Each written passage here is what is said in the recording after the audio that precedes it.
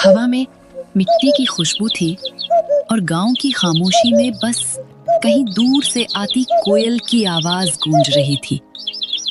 मिट्टी का एक पुराना सा घर, जिसकी टूटी खिड़कियों से धूप अंदर गिर रही थी। उसी घर में रहती थी सरोजा।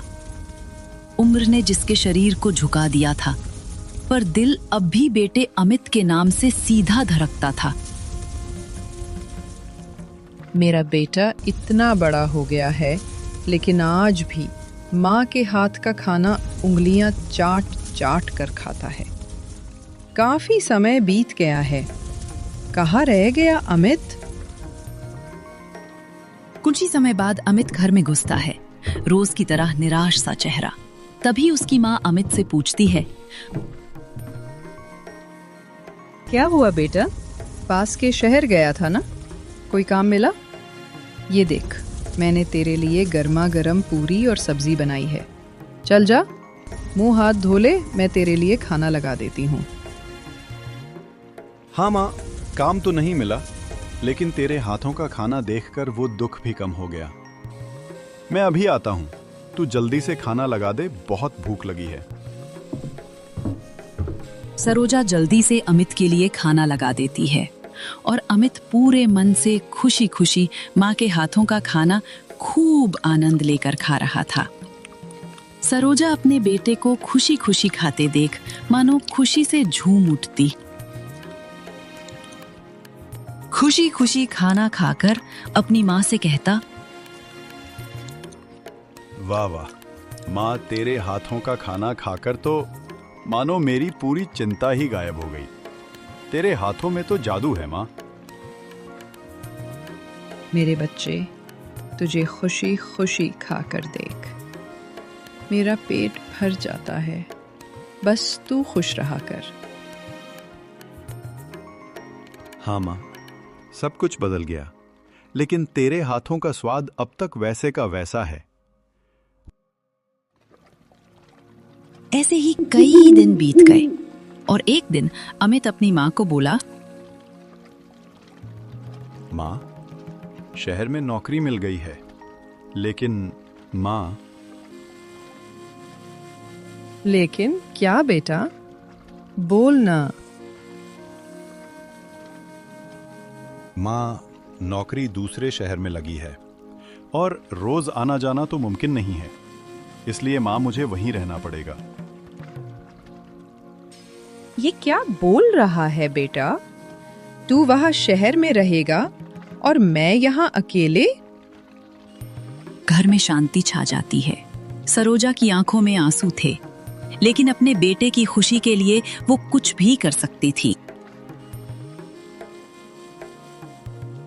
मेरे बच्चे, तू चाहे शहर में रहे या यहाँ, मेरा आशीर्वाद हमेशा तेरे साथ रहेगा। तू शहर जा, वहाँ खूब मेहनत कर, और हाँ, हर हफ्ते चिट्ठी भेजने मत भूलना, समझे बेटा? ये सुनकर अमित के चेहरे पर खुशी छलकने लगती है।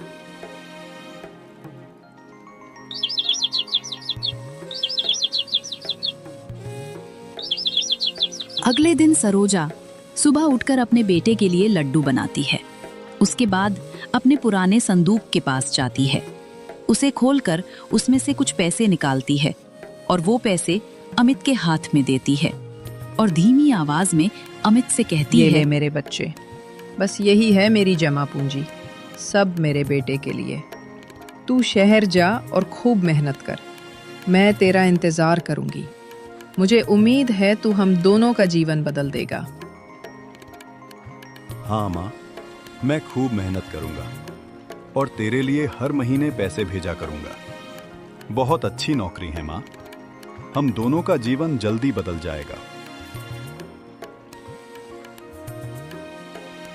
ऐसा कहकर अमित शहर के लिए निकल जाता है और उसकी बूढ़ी माँ आंखों में आंसू लिए उसे एक टक देखती रहती है।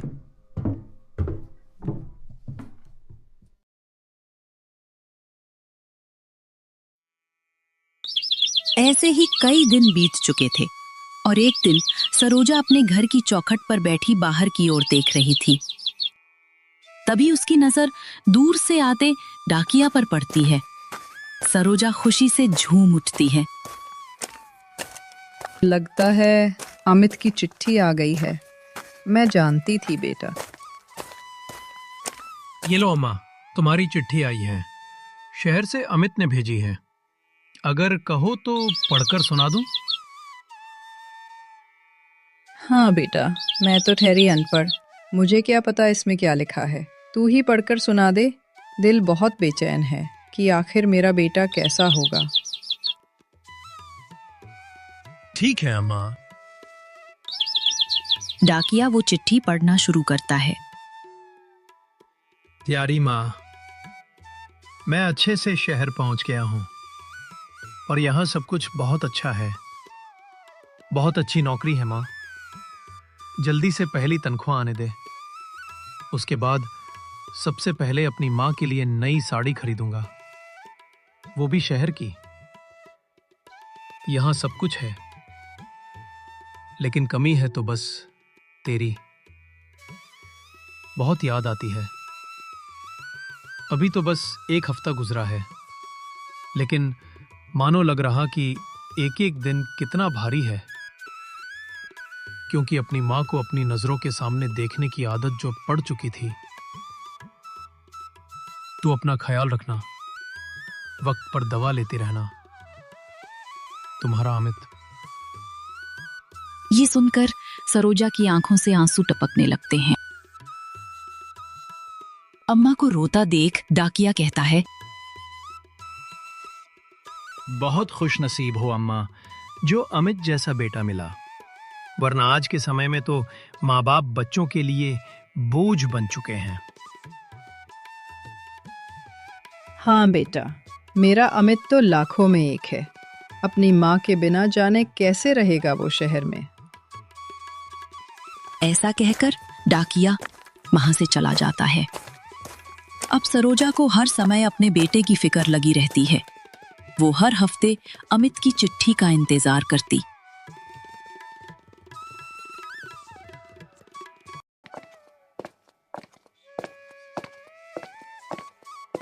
अरे सरोजा ताई, यहाँ घर के बाहर क्यों बैठी हो? सब ठीक तो है ना? हाँ बेटा, डाकिये का इंतजार कर रही हूँ। मेरे बेटे अमित की चिट्ठी आने वाली है ना, इसलिए ये बूढ़ी आंखें बेटे की चिट्ठी के लिए तरस रही है। अच्छा ताई, अब तो सांझ होने को आई है। हो सकता है आज तुम्हारे बेटे की चिट्ठी ना आई हो, इसलिए डाकिया अभी तक नहीं आया है। अरे नहीं बेटा, ऐसा नहीं हो सकता। पूरा 1 महीना हो गया है उसे गए, और एक सोमवार ऐसा नहीं गया जब उसकी चिट्ठी ना आई हो। जरूर आज डाकिया छुट्टी पर होगा। अब कल तक इंतजार करना पड़ेगा। हाँ ताई, घर में जाकर आराम करो, कल अमित की चिट्ठी आ ही जाएगी। ऐसा कहकर सरोजा घर के अंदर चली जाती है। देखते ही देखते ये रात भी कट जाती है। अब सरोजा को इंतजार था तो बस अमित की चिट्ठी का। अगली सुबह सरोजा फिर से घर के बाहर जाकर बैठ गई, लेकिन सुबह से शाम हो गई, ना तो डाकिया आया और ना ही अमित की चिट्ठी।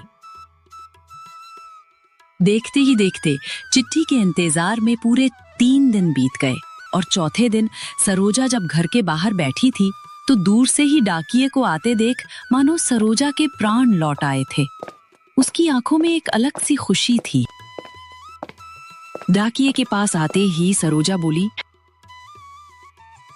क्या बेटा, इतना समय लगा दिया मेरे बेटे की चिट्ठी लाने में। ये आंखें तरस गई थी। चल अब जल्दी से बेटे की चिट्ठी पढ़कर सुना दे, ताकि इन बूढ़ी आंखों में चैन की नींद आ सके। अरे अम्मा, मैं तो यहाँ पास से गुजर रहा था तो आप पर नजर पड़ गई, इसलिए रुक गया।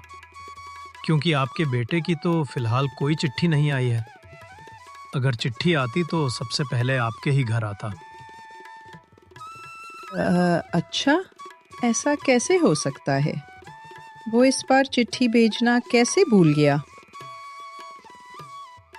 अरे अम्मा, शहर गया है, 1000 काम होंगे। काम के कारण भूल गया होगा। अगले हफ्ते तक इंतजार करो। अगर चिट्ठी आएगी तो सबसे पहले आपके ही पास आऊंगा। चलता हुआ अम्मा।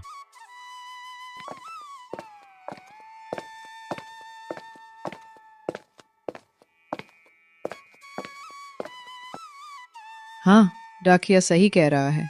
मेरा बच्चा काम में व्यस्त होगा, समय नहीं मिल पाया होगा। इतनी मेहनत से मेरा बच्चा काम करता है भगवान, उसकी रक्षा करना।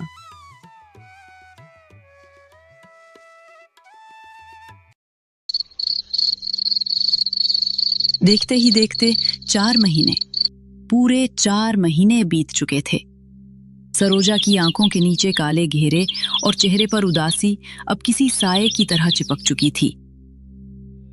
दरी पर बैठती और दरवाजे की ओर देखती रहती, मानो अगली ही सांस में डाकिया अमरेश दिख जाएगा। लेकिन कुछ नहीं आता। वो हर शाम वही सवाल दोहराती। डाकिया अमरेश आज भी नहीं आया क्या? नहीं अम्मा, आज भी नहीं। शायद शहर में अमित को काम ज्यादा होगा।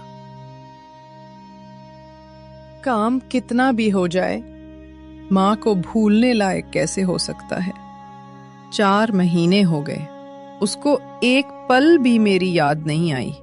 ये कैसे काम है जो माँ को याद करने का भी समय नहीं देता?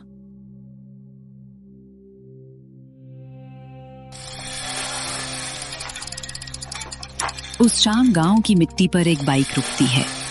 एक नौजवान उतरता है, राघव। ये वही लड़का था जो अमित के पड़ोस में शहर में रहता था। उसे देखते ही सरोजा की आंखें चमक उठी। अरे राघव बेटा, कैसा है रे तू? और मेरा अमित कैसा है? वो कोई चिट्ठी क्यों नहीं लिख रहा? राघव हिचकिचाया, चेहरा अचानक उतर गया। वो समझ नहीं पा रहा था कि बोले या छुपाए। काकी, अब मैं क्या ही बताऊं? बोल बेटा, मेरा दिल घबरा रहा है ऐसे। अमित ठीक तो है ना? अमित ठीक है काकी, लेकिन उसने शादी कर ली है शहर की किसी लड़की से। वहीं ऑफिस में काम करती है।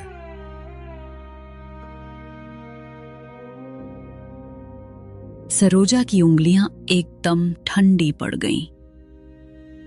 सरोजा की सांस अटक गई, जैसे दिल की धड़कन अचानक किसी ने पकड़ ली हो। शादी कर ली और मुझे बताया भी नहीं। एक बार माँ को बताना जरूरी भी नहीं समझा। काकी, शायद वो गांव की जिंदगी से दूर हो गया है। वो अब इस जिंदगी में लौटकर भी नहीं आना चाहता है। माँ से बड़ा कौन होता है रे? किससे डर गया? क्या मैं उसके लिए बोझ बन गई? उसने अपनी साड़ी के आंचल से आंखें पोंछी, लेकिन आंसू लगातार गिरते रहे। सरोजा का मन पूरी तरह टूट चुका था, लेकिन उसको अभी भी यकीन था कि उसका बेटा उसे नहीं भूल सकता।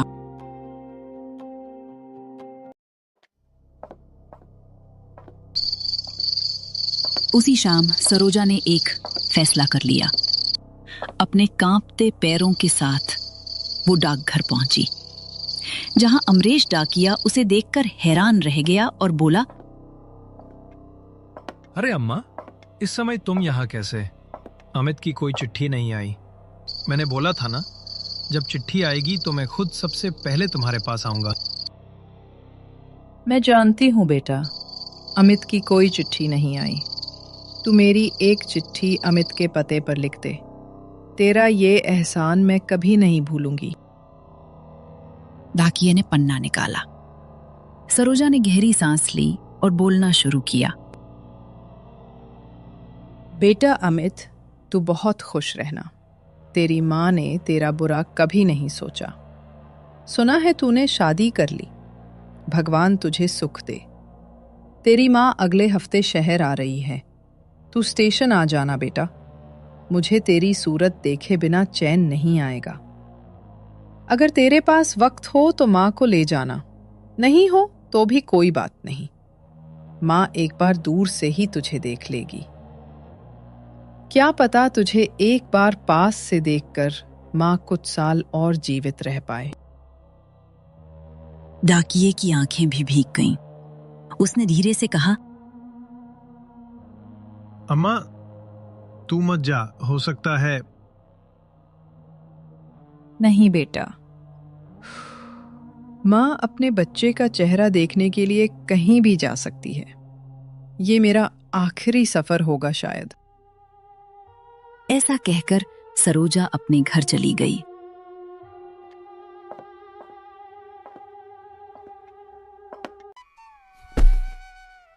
देखते ही देखते सरोजा का शहर जाने का समय भी आ गया। उसने अपने छोटे से थैले में बस 2 जोड़े साड़ी, एक पुरानी फोटो और अपने बेटे की पहली चिट्ठी रखी। गांव के कुछ लोग उसे स्टेशन तक छोड़ने आए। ट्रेन की सीटी गूंजी। सरोजा ने एक अंतिम बार गांव को देखा। धीरे धीरे ट्रेन ने अपनी रफ्तार पकड़ ली। ट्रेन चलते ही डिब्बे में हल्की हलचल हुई। सरोजा को खिड़की वाली सीट मिल गई थी। उसके बगल में बैठी महिला ने पूछा, माँ जी, शहर में किसके पास जा रही हैं? अपने बेटे के पास। बहुत दिन हो गए उसे देखे। बहुत अच्छा बेटा होगा आपका, जो माँ को शहर बुला रहा है। सरोजा की आंखें भर आईं। वो धीरे से बोली, हाँ, बुलाया तो नहीं, पर शायद मुझे देखकर खुश हो जाए।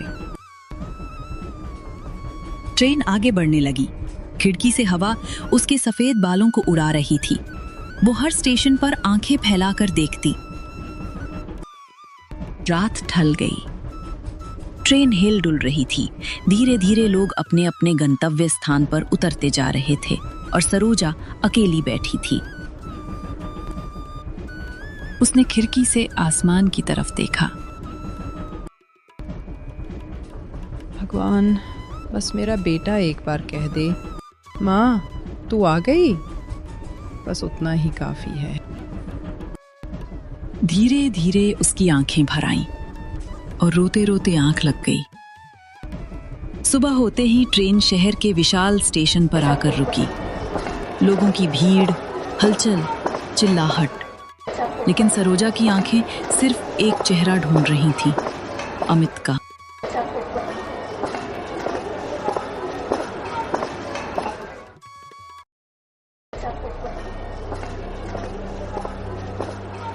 सरोजा अपना थैला उठाए प्लेटफॉर्म पर उतरी। एक एक मिनट बीतता गया, एक एक घंटा बीतता गया, पर अमित नहीं आया। सूरज सिर पर चढ़ गया। सरोजा थककर बेंच पर बैठ गई। अमित बेटा, तू कहाँ है? अपनी माँ का इतना भी ख्याल नहीं आया कि वो जिंदा भी है या मर गई। आंखों से आंसू बह रहे थे, पर आवाज नहीं निकल रही थी। उसका हाथ हिलने लगा। दिल की धड़कन अनियमित होने लगी। उसने अपनी साड़ी की गांठ खोली और अपने बेटे की वो पहली चिट्ठी निकाली। वो चिट्ठी उसने अपनी छाती पर रख ली। धीरे धीरे उसकी सांस थम गई। सरोजा वही स्टेशन की बेंच पर अपने बेटे का इंतजार करते करते हमेशा के लिए सो गई। सरोजा अपने बेटे की बस एक झलक पाने की आखिरी उम्मीद लिए शहर तक तो पहुंच गई, पर किस्मत ने उसे ये सुख भी ना दिया। स्टेशन के प्लेटफॉर्म पर गिरते हुए उसकी सांसें थम गईं, लेकिन उसकी आंखों में अभी भी एक अधूरा सवाल झिलमिला रहा था।